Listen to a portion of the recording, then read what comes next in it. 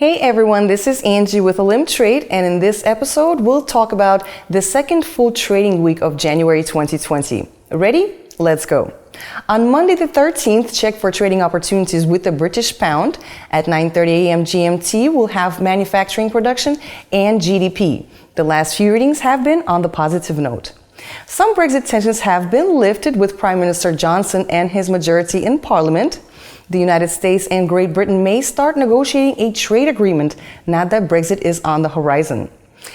Things may start looking up for the British pound so long as Prime Minister Bojo doesn't start no more no-deal Brexit drama.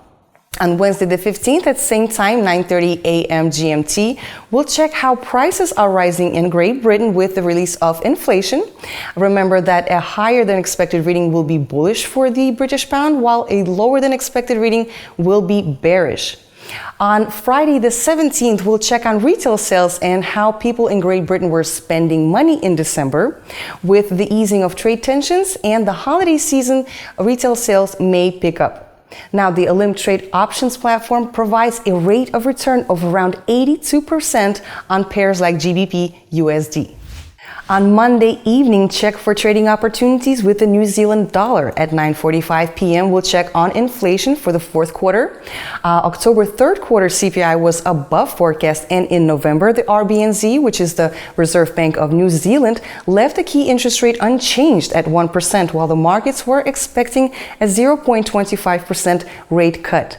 Things should be looking good for the New Zealand dollar, especially once the Phase 1 trade agreement is signed between the United States and China.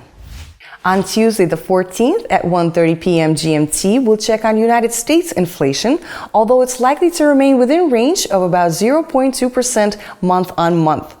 Thursday and Friday is going to be exciting for the Euro-US dollar. On Thursday, we have the release of European Central Bank's meeting minutes, and we'll check to see what their outlook is. That's at 12:30 p.m. GMT. And an hour later, we'll check on United States employment with the release of initial jobless claims as well as retail sales. Now, in November, there was a drop in retail sales, but let's see if the easing in trade tensions between the United States and China helps with consumer spending.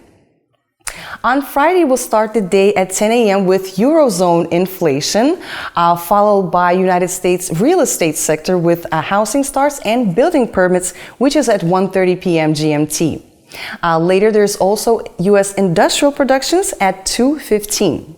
Now, Euro-US dollar is another high-yielding asset on the Olymp Trade platform. Take advantage of up to 92% rate of return with the expert or VIP status. Another thing to pay attention to in January is United States indices, which are at all-time highs. The S&P 500 may see a correction of about 2 to 5% before resuming its advance up. So definitely pay attention so that you can get in on the rally at the most profitable time. And last but not least, a little bit of speculation. Bitcoin and cryptocurrencies overall have been under a dark cloud since the Plus token scandal in China. After hitting a high of 14,000 in June, Bitcoin has corrected to the 61.8% FIBO and using the 100 EMA as support on a weekly time frame for the past 6 weeks as of the end of December. If this is the bottom, then definitely be on the outlook for a rally. On the other hand, the next level down for BTC is around 5,500. My friends, use this information wisely and don't miss out on fabulous news trading opportunities. I'll see you for next week's analysis, and in the meantime, I wish you happy and profitable trading.